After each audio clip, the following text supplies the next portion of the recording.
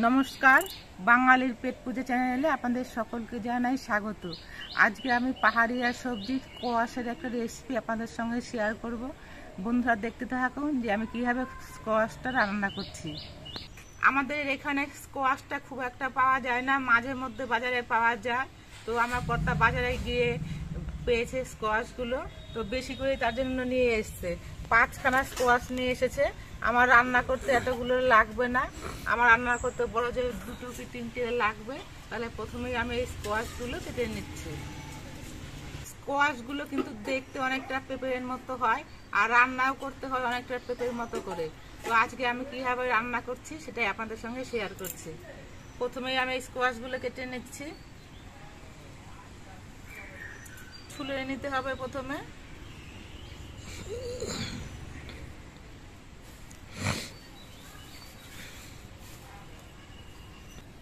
গায়ের খোসাগুলো সব আমি ছাড়িয়ে নিয়েছি, এবার কেটে নিচ্ছি।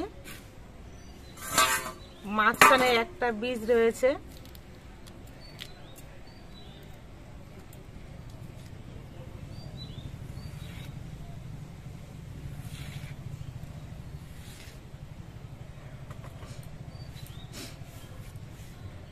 আমি এরকম ডুমো ডুমো করে কেটে নিচ্ছি।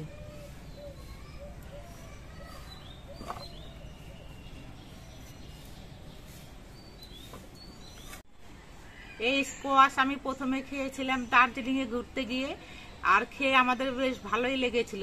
তার জন্য বাজারে পেলেই আমাদের স্কোয়াশগুলো নিয়ে আসে, আর আমি এইভাবে রান্না করি।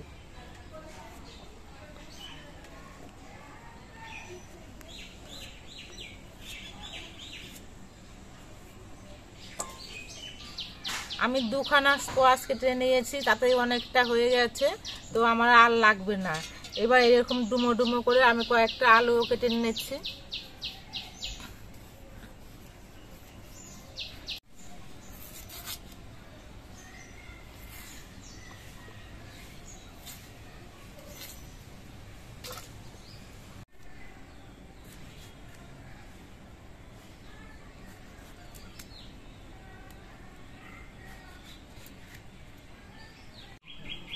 সবজিগুলো সব আমি কেটে নিয়েছি, এবার এই সবজিগুলো আমি সব ধুয়ে নিচ্ছি।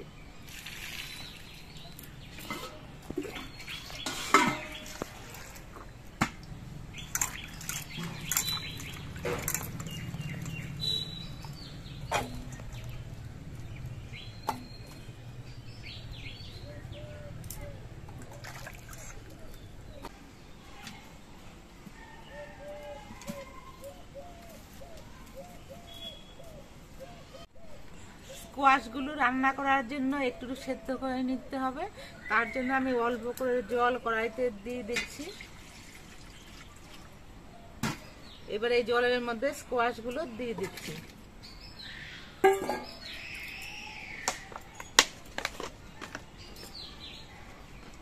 এবার এর মধ্যে অল্প করে একটু নুন দিয়ে দিচ্ছি।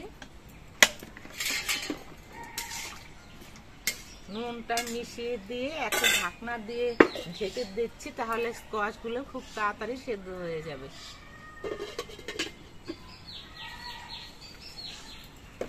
কিছুক্ষণ পর আমি ঢাকনাটা খুলে নিচ্ছি,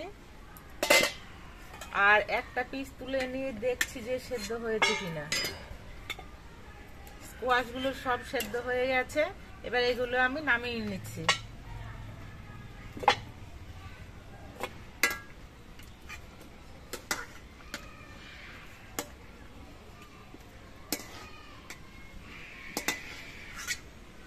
কড়াইটা গরম করে নিয়েছি, এবার সর্ষের তেল দিয়ে দিচ্ছি।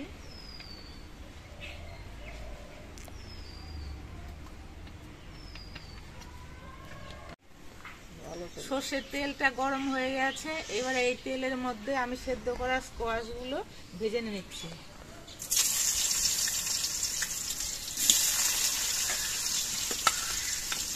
গরম, হাত দিয়ে দেওয়া যাচ্ছে না।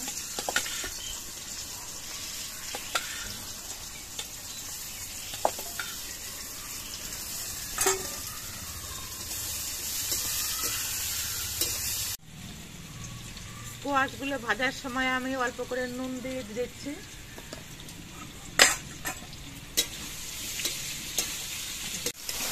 কিছুক্ষণ কোয়াশগুলো ভেজে নিয়েছি, এবার এগুলো আমি তুলে নিচ্ছি।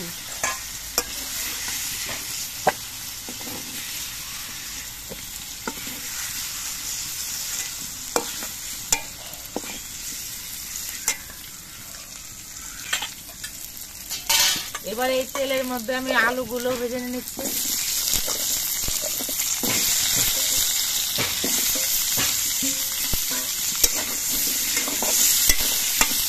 আলুগুলো ভাজার সময় আমি অল্প করে নুন দিয়ে দিচ্ছি। নুন দিয়ে আলুটা ভাজলে খেতে ভালো লাগবে। আলুগুলো সব ভাজা হয়ে গেছে, এবার এই আলুগুলো আমি নামিয়ে নিচ্ছি।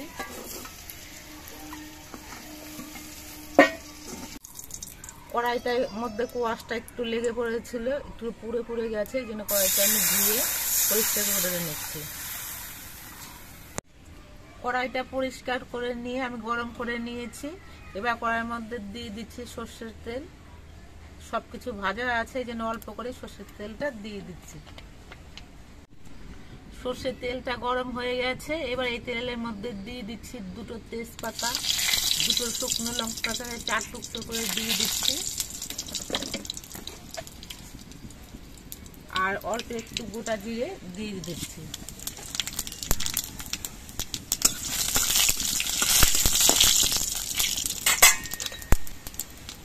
এবার আমি দুটো পেঁয়াজকে পেস্ট করে নিয়েছিলাম, এই ফোড়নগুলো ভাজা হয়ে যাওয়ার পর এই পেঁয়াজের পেস্টটা দিয়ে দিচ্ছি।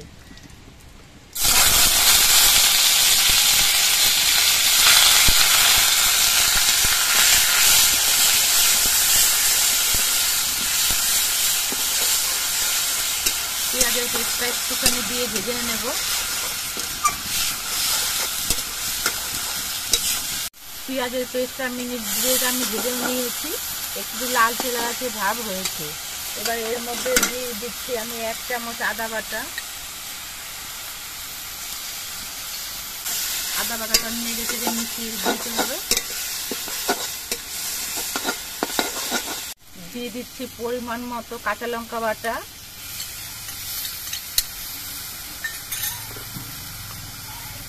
পরিমাণ মতো হলুদের গুঁড়ো, 1 চামচ জিরের গুঁড়ো, আর অল্প একটু কাশ্মীরি লঙ্কার গুঁড়ো। এই লঙ্কার গুঁড়োটা দিলে ঝাল হবে না, তবে দেখতে সুন্দর হবে। এবার একটুখানি জল দিয়ে দিচ্ছি, একটু মশলাটা পুরো না যায়।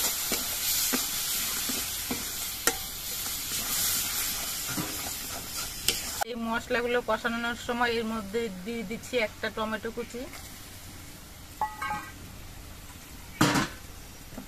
আমি আলু ভাজার সময় নুন দিয়েছি, স্কোয়াশগুলো ভাজার সময় নুন দিয়েছি। এই পরিমাণ বুঝে আমি অল্প করে একটু নুন দিয়ে দিচ্ছি। এবার কিছুক্ষণ মশলাটা কষিয়ে নিতে হবে। একটু চিনি দিয়ে দিচ্ছি।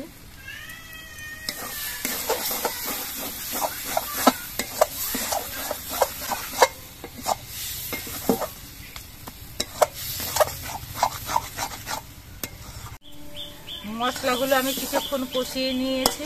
এবার এর মধ্যে আমি ভেজে রাখা আলুগুলো দিয়ে দিচ্ছি, আর ভেজে রাখা স্কোয়াশগুলো দিয়ে দিচ্ছি। এবার সব কিছু দিয়ে একসঙ্গে কিছুক্ষণ কষিয়ে নেব।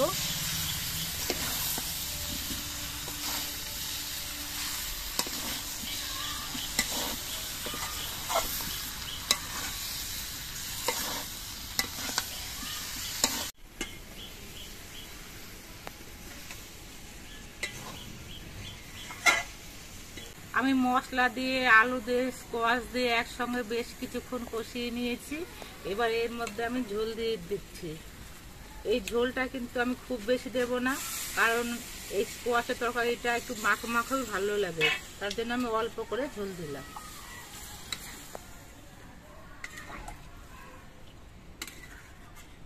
এবার ঝোলটা কিছুক্ষণ ফুটিয়ে নিতে হবে, আর জালটা মাঝারি হবে দিতে হবে।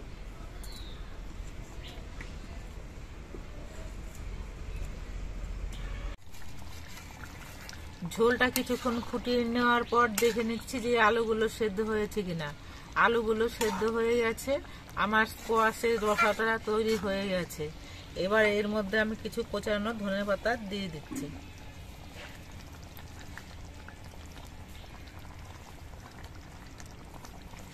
ধনেপাতাটা দিয়ে বেশিক্ষণ ফোটাবো না, 2-1 মিনিটের মতো ফুটিয়ে নিয়ে আমি নামিয়ে নেব।